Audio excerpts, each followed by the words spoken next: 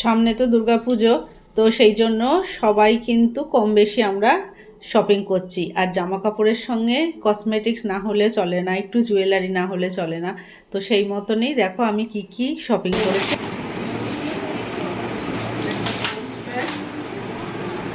এটা কি লিপস্টিক, এটা আমাদের এটা ফেস ওয়াশ, এটা সানস্ক্রিন,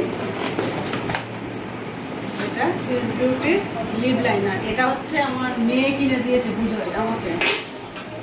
এটাও একটা, এটা অনেক কিছু ফ্রিও পাওয়া গেছে। এই একটা, এই সানস্ক্রিনের সঙ্গে একটা ফ্রি, লিপস্টিকটা ফ্রি, টিকটক এটা কেনা, তাই তো?